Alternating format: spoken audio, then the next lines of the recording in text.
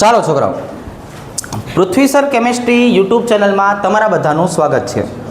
આજે છોકરાઓ આપણે એક સરસ મજાનું કામ કરવું છે. આપણે આજે એક નાનકડો અને આઈએમપી પોઈન્ટ શીખવાનો છે. એમસીક્યુમાં ખાસ કરીને પૂછાય છે આ વસ્તુ. આને બોલવાનું છે આભાસી પ્રથમ ક્રમની પ્રક્રિયા.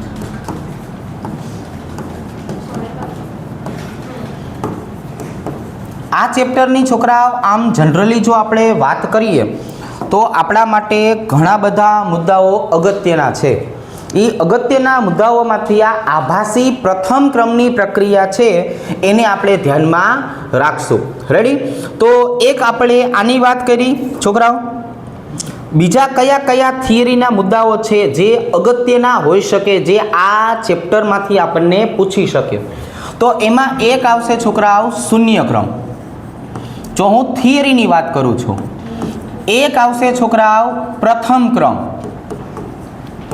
એક આવશે આભાસી પ્રથમ ક્રમ, ત્યાર પછી આવશે આણ્વિકતા, ત્યાર પછી આવશે અથડામણનો સિદ્ધાંત,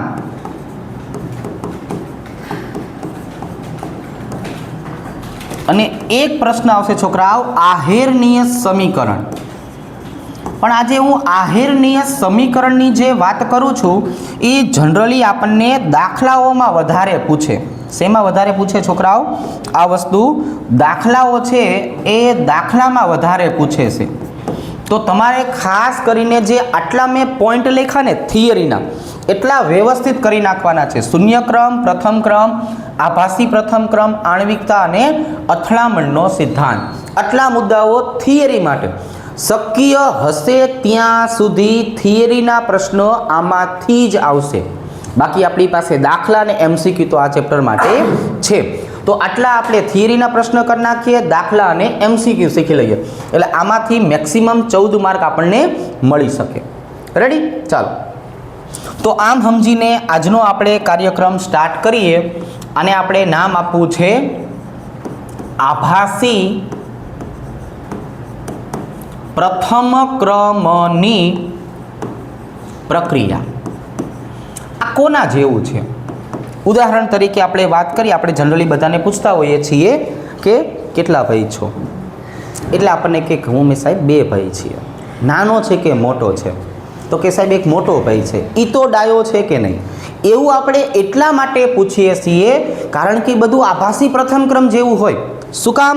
કેમ કે ભાઈ તો 2 છે, કામનો એક જ છે.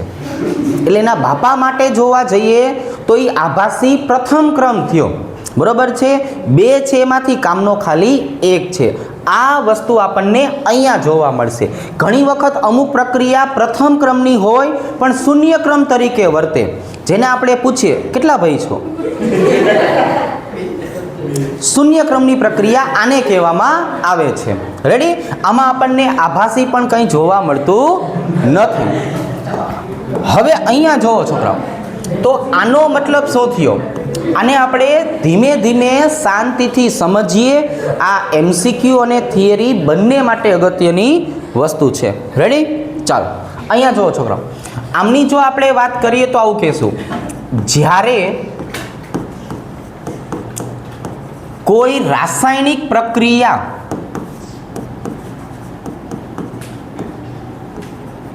બે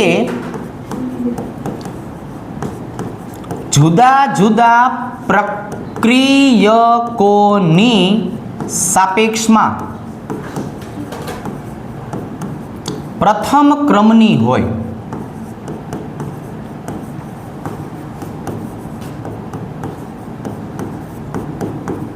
પરંતુ જ્યારે કોઈ રાસાયણિક પ્રક્રિયા છોકરાઓ આપણે વાત કરીએ તો 2 જુદા જુદા પ્રક્રિયકોની સાપેક્ષમાં પ્રથમ ક્રમની હોય, પરંતુ છોકરાઓ રાસાયણિક પ્રક્રિયા વેગ એ માત્ર એક જ પ્રક્રિયકની सांद्रतानी सापेक्षमां नक्की थाय। સાપેક્ષમાં નક્કી થાય ત્યારે, જો હવે થોડું ધ્યાન રાખશું, ત્યારે આવી દ્વિતીય ક્રમની પ્રક્રિયાને આભાસી પ્રથમ ક્રમની પ્રક્રિયા કહે છે.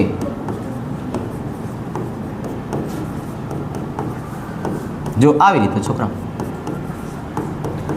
એકદમ સરળ કે આપણે કોઈ રાસાયણિક પ્રક્રિયાની વાત કરીએ છોકરાઓ, ચાલો આપણે વ્યાખ્યાને વ્યવસ્થિત સમજાવી છે. મારી પાસે એક રાસાયણિક પ્રક્રિયા છે. કેવી છે રાસાયણિક પ્રક્રિયા? તો કે ભાઈ A + B એમાંથી આપણને મળે છે નિપજ. આપણે નિપજનું કંઈ કામ નથી. તો હવે હું આની જો વાત કરું છોકરાઓ, તો આમની શરૂઆતની સાંદ્રતા કેટલી? તો કે ભાઈ જો આમની શરૂઆતની સાંદ્રતા આપણે લઈએ છીએ 0.1 અને અહીંયા લઈએ છીએ છોકરાઓ 10.5. આ 0.1 મોલારિટી, આ 10.5 મોલારિટી અઠે ગઠે ધારેલી વસ્તુ છે. નિપજ આપણને હંમેશા 0 મળે. હવે આપણે એવું ધારીએ કે આપણી પ્રક્રિયા છોકરાઓ 100% પૂર્ણ થાય છે. પ્રક્રિયાને અંતે છોકરાઓ, પ્રક્રિયાને અંતે, પ્રક્રિયા હંમેશા સીમિત પ્રક્રિયકની સાપેક્ષમાં નક્કી થાય. કોની સાપેક્ષમાં નક્કી થાય? સીમિત પ્રક્રિયકની સાપેક્ષમાં. બેમાંથી જેનું સાપેક્ષમાં પ્રમાણ ઓછું છે એની સાપેક્ષમાં જવાબ મળે. રેડી? તો એનો મતલબ એવો થયો પ્રક્રિયાને અંતે આ કેટલું હશે? 0.0. મતલબ કે સીમિત પ્રક્રિયક થયો 0.1. 10.5 માંથી 0.1 ને બાદ કરો તો નિપજ કેટલી બની હશે? 0.1. તો આની પ્રક્રિયા તમે શરૂઆતમાં જો સાંદ્રતા કેટલી છે છોકરાઓ? 10.5. અંતે કેટલી થઈ? 10.4. લગભગ પૂરેપૂરી સાંદ્રતા અચળ જેવી લાગી. પ્રક્રિયા થઈ ખરા, પ્રક્રિયા વપરાણી ખરા, પણ પ્રક્રિયાની સાંદ્રતામાં કોઈ લગભગ ફેરફાર થયો નથી. તો આનો મતલબ આવો થયો કે હવે હું જો આમના માટે R એવરેજ લખું તો R એવરેજ બરાબર કે A⁴x B⁴y. આપણે કામ કરીએ, આપણે પ્રથમ ક્રમ છે એવું કીધેલું જ છે, એટલે આની સાંદ્રતા 1, આની સાંદ્રતા 1. તો હવે સૈદ્ધાંતિક રીતે આનો ક્રમ કેટલો થયો? સૈદ્ધાંતિક રીતે છોકરાઓ પ્રક્રિયાનો ક્રમ બોલો. તો કે ભાઈ 1 + 1 બરાબર 2. આ કઈ પ્રક્રિયા થઈ ગઈ છોકરાઓ? દ્વિતીય ક્રમ. જો આ કઈ થઈ ગઈ? પ્રક્રિયા દ્વિતીય ક્રમની પ્રક્રિયા થઈ ગઈ. રેડી?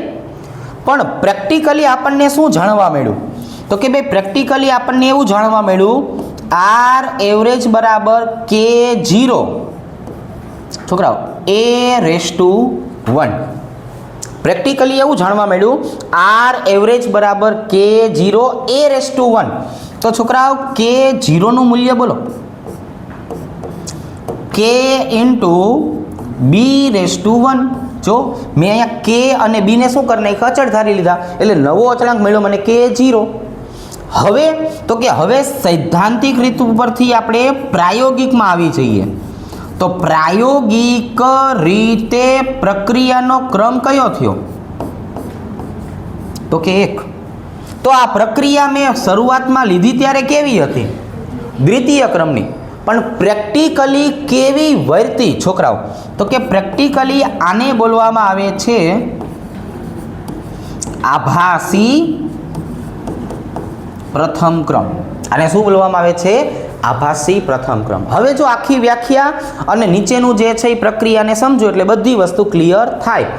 જ્યારે કોઈ રાસાયણિક પ્રક્રિયા બે જુદા જુદા પ્રક્રિયકોની સાપેક્ષમાં પ્રથમ ક્રમની હોય. મારી પાસે પ્રક્રિયકો તો છોકરાઓ તમે જુઓ 2 છે, A અને B. હવે તો કે બંનેની સાંદ્રતાની કેટલી ઘાત છે? 1 1, એટલે સૈદ્ધાંતિક રીતે પ્રક્રિયાનો ક્રમ 1 + 1 = 2. પ્રક્રિયા દ્વિતીય ક્રમની છે. હવે રાસાયણિક પ્રક્રિયા વેગ એ માત્ર એક જ પ્રક્રિયકની સાંદ્રતાની સાપેક્ષમાં નક્કી થાય છે. એટલે અહીંયા જે મેં લખ્યું ને છોકરાઓ પ્રેક્ટિકલી R એવરેજ બરાબર K0 a⁻1. જો તો પ્રક્રિયા તો એકની સાપેક્ષમાં જ નક્કી થઈ, એટલે કે છોકરાઓ આવી દ્વિતીય ક્રમની પ્રક્રિયાને હવે પછી શું બોલવાનું છે? આભાસી પ્રથમ ક્રમ. શું બોલવાનું છે? આભાસી પ્રથમ ક્રમની પ્રક્રિયા. હવે આપણે શું કરીએ છોકરાઓ ખબર છે? આ જ વસ્તુને થોડીક એવી વધારે આગળ વધારીએ. આપણી પાસે આવા 2 ઉદાહરણ છે. ઉદાહરણ નંબર 1 આપણે એક ઉદાહરણને આધારે સમજાવીએ. બીજું ઉદાહરણ છોકરાઓ આપણે શું કહેશું કે એના જેવું જ છે. ચલો ભાઈ, પહેલું ઉદાહરણ કયું છે? તો કે આને બોલવાનું છે એસ્ટરનું જળ વિભાજન. જો આને શું બોલવાનું છે? એસ્ટરનું જળ વિભાજન. છોકરાઓ એસ્ટર એટલે શું થાય જરાક બોલો જોઈ. કઈ વાંધો નહીં, હું લખાવું છું. RC≡OOR1 + H2O. કોની હાજરીમાં પ્રક્રિયા કરવાની? H+. પાણીનો અણુ જ્યારે એસ્ટરમાં ઉમેરાય એટલે આપણને નિપજ મળે છે RC≡OH + R1OH. આને છોકરાઓ શું બોલવામાં આવે છે? એસિડ વત્તા આલ્કોહોલ. જો નામ લખીએ ચાલો. આ કોણ છોકરાઓ? એસ્ટર. આ કોણ? પાણી. આ કોણ? Very good. આને કહેવાય કાર્બોક્સિલિક એસિડ. અને આને બોલે છોકરાઓ આલ્કોહોલ. ચાલો એ આવી રીતે. હવે હું શરૂઆતની સાંદ્રતા લખું છું. જો છોકરાઓ આપણે શરૂઆતની સાંદ્રતા છે ને લખીએ. શરૂઆતમાં હું એસ્ટરની સાંદ્રતા લઉં છું 0.1 મોલારિટી. પાણીની સાંદ્રતા આપણને બધાને ખબર જ છે. કેટલી હોય પાણીની સાંદ્રતા છોકરાઓ? 55.55 મોલારિટી. કંઈ કહેવાની જરૂર નથી. હવે 0 0. હવે પ્રક્રિયા સંપૂર્ણ પૂરી થઈ એટલે પ્રક્રિયાને અંતે આપણને ખબર પડી કે પ્રક્રિયા સીમિત પ્રક્રિયકની સાપેક્ષમાં થાય. કોને કહેવાય સીમિત પ્રક્રિયક? તો કે એસ્ટર. તો એસ્ટર કેટલો વધશે? ધારો કે 100% પ્રક્રિયા થઈ 0.0. આમાંથી 0.1 ને બાદ કરો 55. બોલો 45. 55 1 બાદ કરવાનો છે ને એટલે આપણે કેટલું કરી નાખશું? 45 મોલારિટી. અહીંયા બનશે કેટલું? 0.1 0.1. બરાબર ને? ચલો તો હવે આપણે અહીંયા શું નોટિસ કર્યું? તો કે ભાઈ જો આ તો હાવ ખાલી થઈ ગઈ, પણ આ લગભગ એટલી જ રહી. આની સાંદ્રતામાં લગભગ કોઈ ફેર પડ્યો નથી. પાણીની સાંદ્રતા અચળ જેવી થઈ. તો હવે હું આમના માટે લખું છું સૈદ્ધાંતિક પ્રક્રિયા વેગ. એટલે સૈદ્ધાંતિક રીતે છોકરાઓ તમને સૈદ્ધાંતિક રીતે શું જોવા મળે છે? બોલો જોઈ. R એવરેજ બરાબર K. એસ્ટરની સાંદ્રતાની કેટલી ઘાત લખવાની છે આપણે છોકરાઓ? 1. અને પાણીની સાંદ્રતાની કેટલી ઘાત લખવાની છે છોકરાઓ? 1. તો આનો પ્રક્રિયાનો ક્રમ બોલો. બોલો પ્રક્રિયા ક્રમ. Very good. તો અહીંયા છોકરાઓ પ્રક્રિયા ક્રમ 1 + 1 = 2. આ બની ગઈ દ્વિતીય ક્રમની પ્રક્રિયા. શું બની ગઈ છોકરાઓ? દ્વિતીય ક્રમની પ્રક્રિયા. પ્રેક્ટિકલી જોવા જઈએ તો હવે શું થશે? એટલે હું અહીંયા લખું છું પ્રાયોગિક રીતે તો પ્રાયોગિક રીતે મને ખબર પડી કે પ્રક્રિયામાં પાણીનો કોઈ રોલ જ નથી. સંપૂર્ણ પ્રક્રિયા નક્કી કોણ કરે છે? એસ્ટર. તો K0 એસ્ટરની સાંદ્રતાની 1 ઘાત, જ્યાં K0 બરાબર શું આવે છે? K ઇન્ટુ પાણીની 1 ઘાત. ચલો આવી રીતે. તો હવે આટલું બધું લખ્યા પછી આપણે આ પ્રક્રિયાનું તારણ શું કાઢ્યું? તો કે ભાઈ પ્રક્રિયાનું તારણ આવું કાઢ્યું કે જો પ્રક્રિયા માટે એકમ લખવાનો થાય, એકમ, તો અહીંયા તમે શું લખવાના છો? દ્વિતીય ક્રમનો એકમ. જો આપણને છોકરાઓ પ્રક્રિયાનો એકમ લખવાનો કે તો આપણે શું લખવાનું છે? દ્વિતીય ક્રમની પ્રક્રિયાનો એકમ, એટલે કે મોલ -1, લિટર 1 અને સેકન્ડ ઇન્વર્સ. પરંતુ જો પ્રક્રિયા ક્રમ પૂછે ને, પ્રક્રિયા ક્રમ, તો અહીંયા આપણે શું લખવાનું છે? ઓપ્શનમાં શું સિલેક્ટ કરવાનું છે? આભાસી પ્રથમ ક્રમ. કારણ કે મૂળભૂત રીતે પ્રક્રિયા તો દ્વિતીય ક્રમની છે ને. આ તો પ્રક્રિયામાં કામ એક જણો કરે છે, એટલે આપણે નામ શું લખવાનું છે? આભાસી પ્રથમ ક્રમ. રેડી? ચાલો આવી રીતે. હવે થોડુંક આપણે એક્સ્ટ્રા પાછું કામ કરીએ, એક્સ્ટ્રા ફોર MCQ. તો MCQમાં છોકરાઓ આપણે શું યાદ રાખવાનું છે? ચાલો ભાઈ, તો આટલું યાદ રાખવાનું છે. જો કે ભાઈ હું આમ લખું છું ને, RCOOR1 વત્તા H2O. હવે તો કે હવે હું અહીંયા પ્રક્રિયા લખું છું H+ની હાજરીમાં, એટલે મને નિપજ મળે છે કાર્બોક્સિલિક એસિડ વત્તા આલ્કોહોલ. આવી રીતે. તો આ જે પ્રક્રિયા રહી ને છોકરાઓ, આ કઈ થઈ? આભાસી પ્રથમ ક્રમ.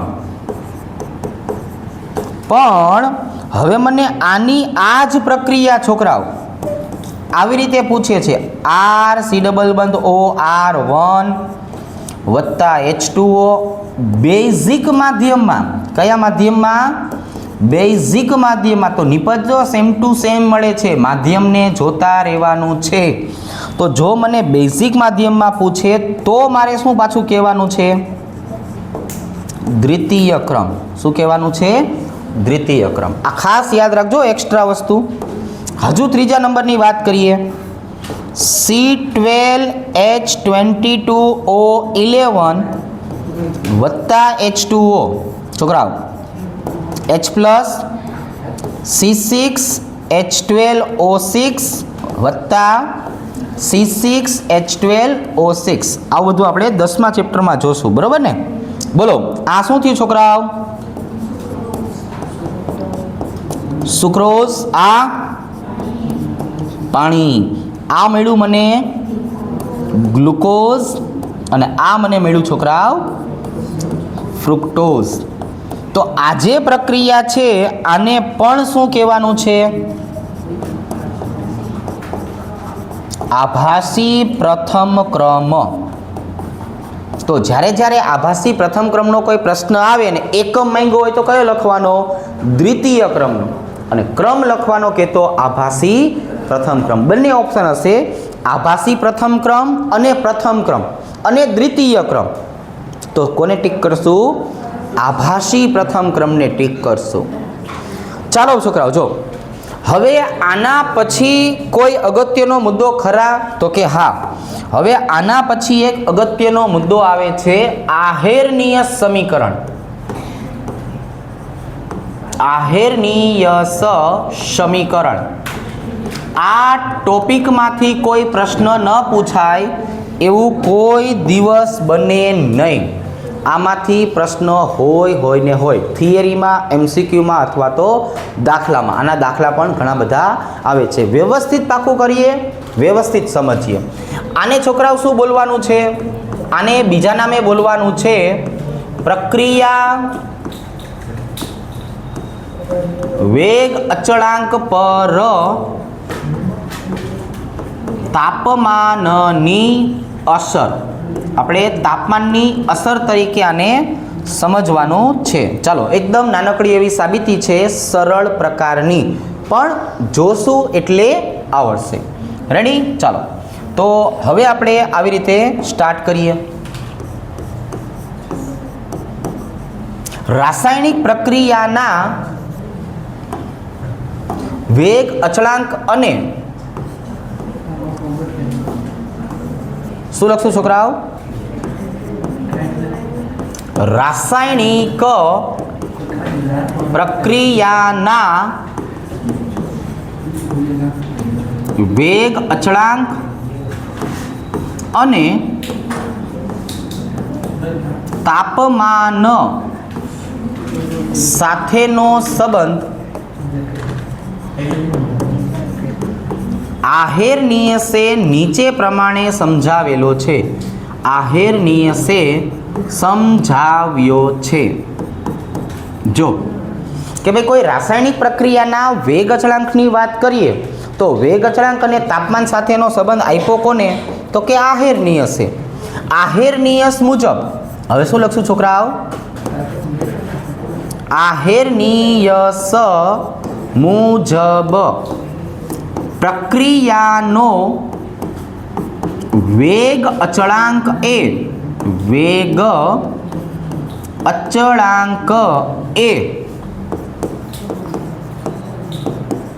તાપમાન સાથે ચરઘાતાંકીય સંબંધ ધરાવે છે.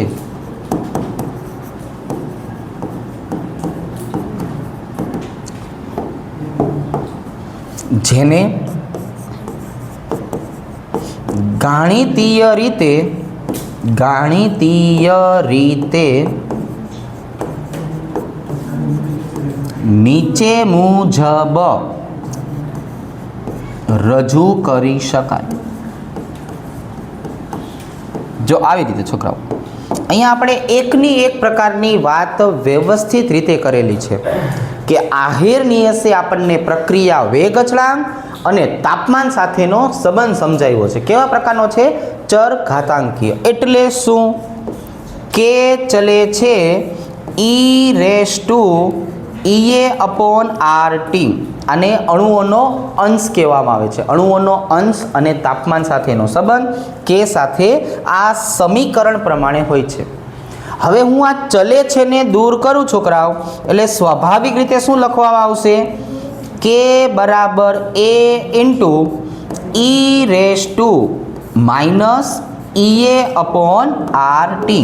જો આપણને એક સરસ મજાનું સમીકરણ મળી ગયું. આખો પ્રશ્ન સમજવાની જો આપણે વાત કરીએ તો આપણે ખાલી એક સમીકરણ જ યાદ રાખવાનું છે. પછી તો નાનકડું એવું ગણિત છે. જો આપણે આ સમીકરણને યાદ રાખ્યું કે ચલે છે e⁻ હવે હું ચલે છે ને દૂર કરું એટલે શું આવી જશે? a. શું આવી જશે છોકરાઓ? a. તો હવે મને a મૂકી દીધું. હવે આપણે છોકરાઓ શું કરશું? તો કે હવે પેલા દરેકે દરેક પદની ઓળખાણ આપી દઈએ. ચાલો ભાઈ, કે એટલે કોણ? a એટલે કોણ? e એટલે કોણ? r અને t. ચાલો ભાઈ, બધાની આપણે એક ઓળખાણ લઈ લઈએ. કેનો મતલબ થશે પ્રક્રિયા વેગ અચળાંક. ચલો ભાઈ, એ નો મતલબ સ્વાભાવિક છે આહેરનીયસ અચળાંક. ઈ નો મતલબ હવે આપણે શીખી ગયા છીએ. શું કહેવાય આને? Activation energy. ગુજરાતીમાં સક્રિયકરણ ઉર્જા. આર એટલે વાયુ અચળાંક, આનું મૂલ્ય આપણે જૂલમાં લઈશું. અને ટી એટલે નિરપેક્ષ તાપમાન, જેનું મૂલ્ય આપણે કેલ્વિનમાં લઈએ છીએ. જો આપણે શું કર્યું? એકને એક પ્રકારની વાત કરી, સૂત્ર એમાંથી ચલે છે દૂર કર્યું ને એ મૂક્યું. હવે જો સમીકરણ એનું થોડુંક સાદરૂપ આપવું છે સમીકરણ 1 નું લોગેરિધમ સ્વરૂપ લખતા, સમીકરણ 1 નું લોગેરિધમ સ્વરૂપ લખતા. હવે સાંભળો, સમીકરણ 1 નું હું લોગેરિધમ સ્વરૂપ લખ્યું એનો મતલબ એવો થયો, ઈ એવું દર્શાવે છે કે આ નેચરલ લોગ છે. કેવો છે? Natural log. તમે આ સમીકરણનું નેચરલ લોગ સમીકરણ લખો એટલે શું કહેવાય? ln k બરાબર ln a. જ્યારે હું નેચરલ લોગ લઉં છું ત્યારે એનો આધાર ઈ દૂર થાય છે.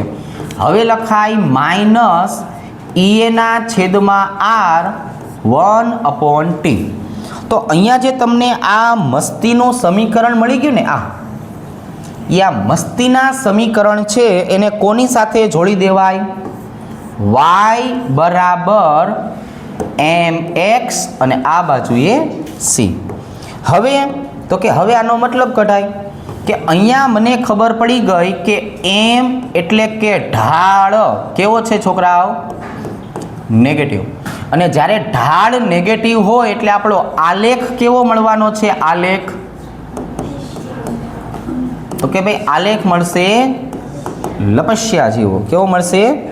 લપસ્યા જેવો. ચાલો, તો હવે હું y અને x ના મૂલ્યની વાત કરું તો જો આવી રીતે આપણો આલેખ આવી રીતે સરસ મજાનો બની જશે. જો છોકરાઓ, આ કોણ થઈ ગયું?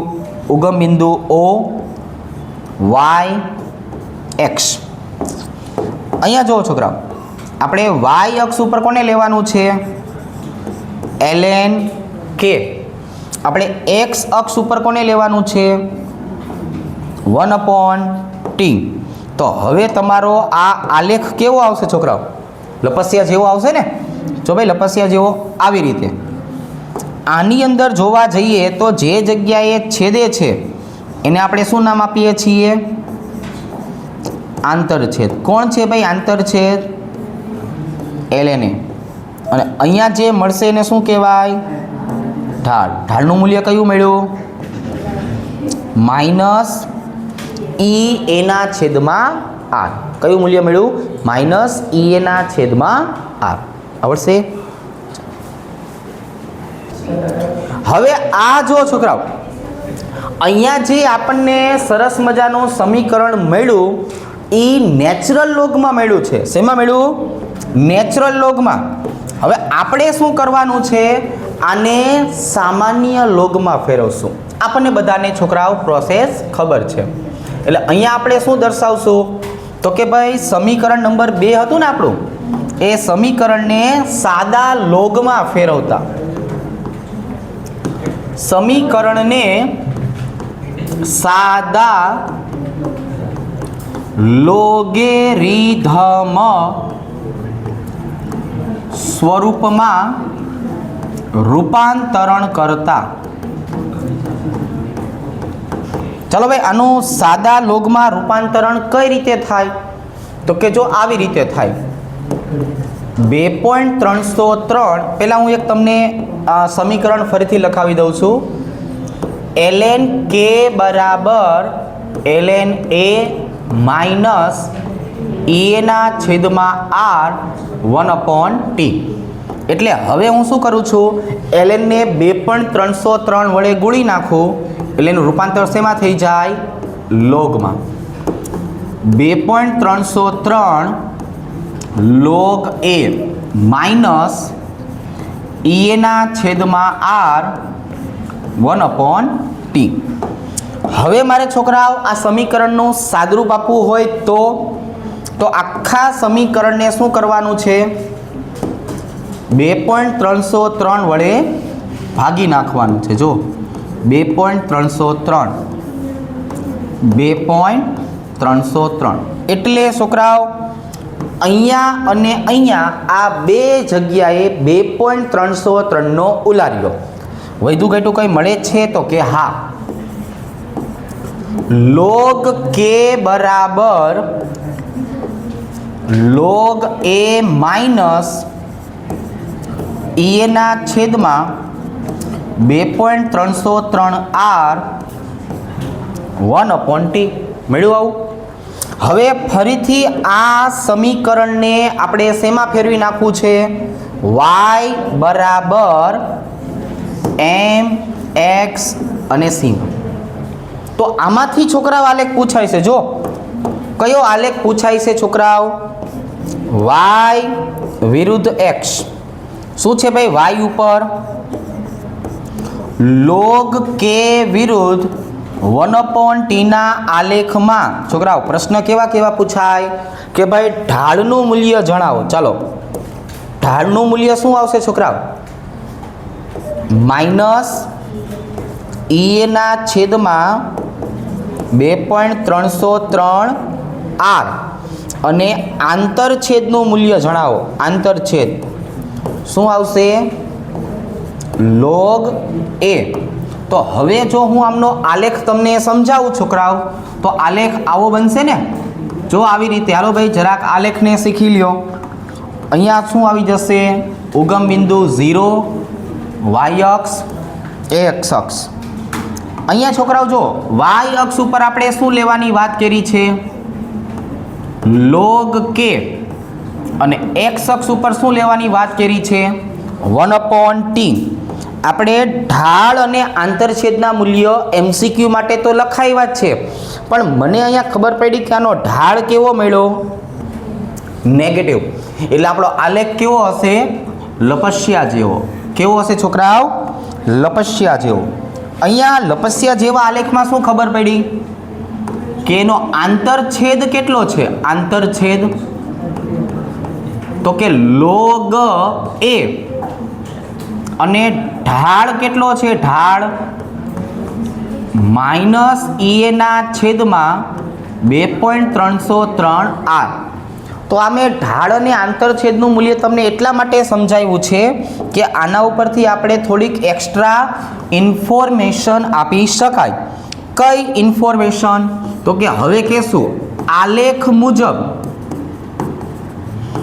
આલેખ મુજબ હવે મારે આંતરછેદનું મૂલ્ય ગોતવું છે. આંતરછેદનું મૂલ્ય મેળવતા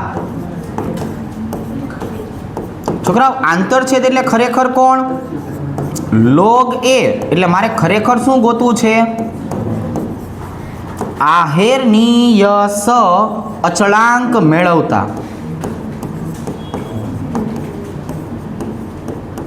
જો ભાઈ આંતરછેદનું મૂલ્ય મારે ગોતવું છે ને, તો આંતરછેદનું મૂલ્ય એટલે શું થયું ભાઈબંધ? આહેરનીય અચળાંકનું મૂલ્ય મેળવતા. કઈ રીતે આંતરછેદનું મૂલ્ય મળે છોકરાઓ? તો ગણિતના નિયમ પ્રમાણે આંતરછેદ મારે log a મેળવવા માટે log a મેળવવા માટે છોકરાઓ આંતરછેદ છે ને, આમ ધીમે ધીમે ધીમે ધીમે પાછા આવતા જાઓ. અહીંયા મળે. અહીંયા મળે એટલે છોકરાઓ x અક્ષનું મૂલ્ય શું થયું? માટે 1/t બરાબર કેટલું કરવું પડે? 0 કરવું પડે. જો આ 1/t નું મૂલ્ય હું ઘટાડતો અહીંયા 0 એ લઈ આવું ને, 0 એ, ત્યારે મને આંતરછેદ મળે, ત્યારે મને log a મળે. 1/t બરાબર 0 એટલે શું થયું? t બરાબર ઇન્ફિનિટિવ, અનંત થઈ ગયું. તાપમાન કેવું કરવું પડે? અનંત. તો અનંત તાપમાન તો કેવું છે છોકરાઓ? મુકેશભાઈ પાસે, આપણી પાસે તો છે નહીં. એટલે અહીંયા શું લખી નાખશું છોકરાઓ? t ઇન્ફિનિટિવ જે પ્રાયોગિક રીતે શક્ય નથી. જે પ્રાયોગિક રીતે શક્ય નથી. હવે મારે એ મેળવવું હોય તો બીજો ઓપ્શન કયો?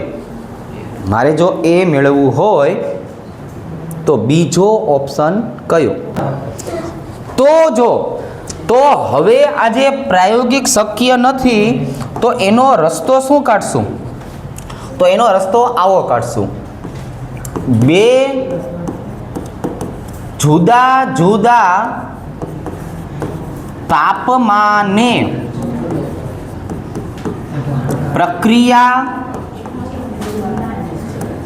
વેગ અચળાંકના મૂલ્યને આધારે એ ભાઈ માખી આવી ગઈ. મૂલ્યને આધારે સક્રિયકરણ ઉર્જા નું મૂલ્ય મેળવતા.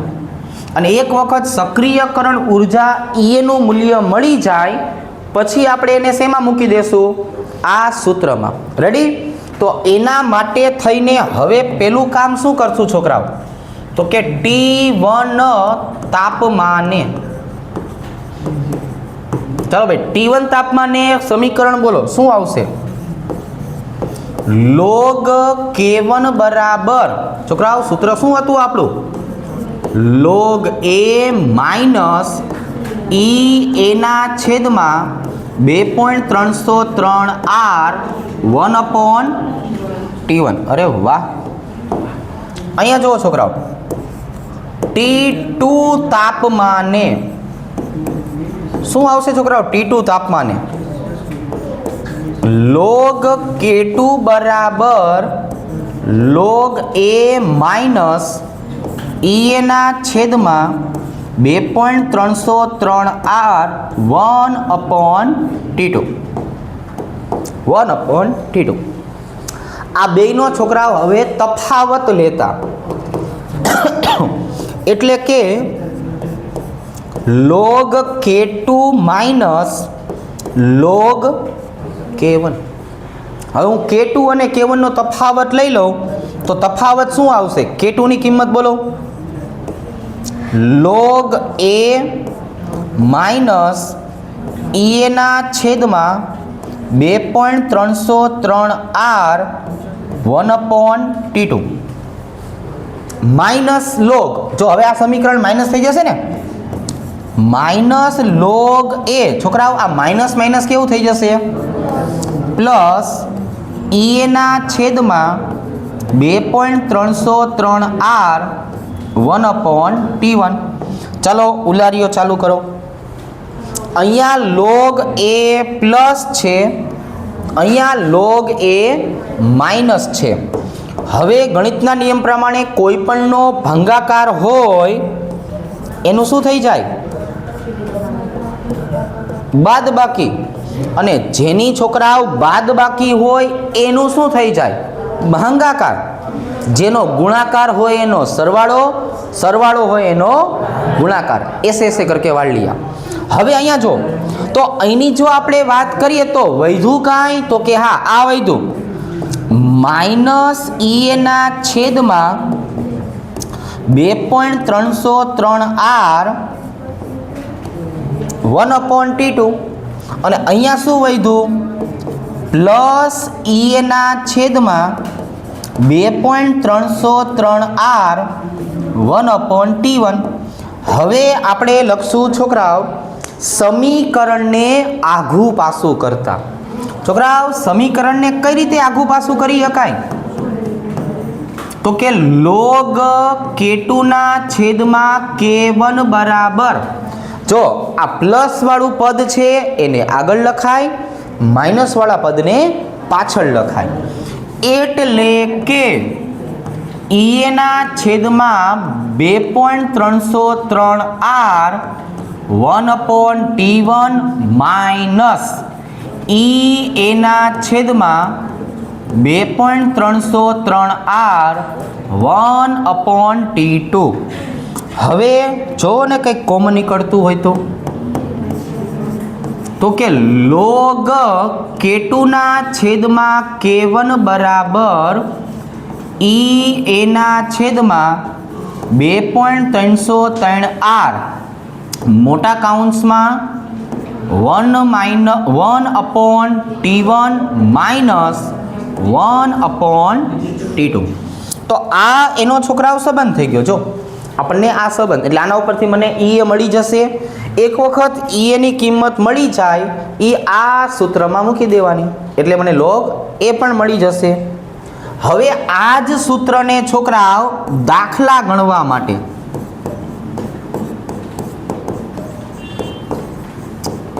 આપણે થોડુંક એવું ફેરવી નાખીએ. દાખલા ગણવાના થાય ત્યારે આપણે શું કરશું? log K2 ના છેદમાં K1 બરાબર E ના છેદમાં 2.303 ચલો લસા લઈ લ્યો આનો T2 minus T1 into T2. આને આધારે છોકરાઓ આપણે દાખલા ગણી શકાય. રેડી? બહુ જ અગત્યનો ટોપિક હતો, બહુ જ અગત્યની બધી વસ્તુ હતી. રેડી? ચાલો ડાયરેક્ટ આટલી વસ્તુ શીખી જાઓ.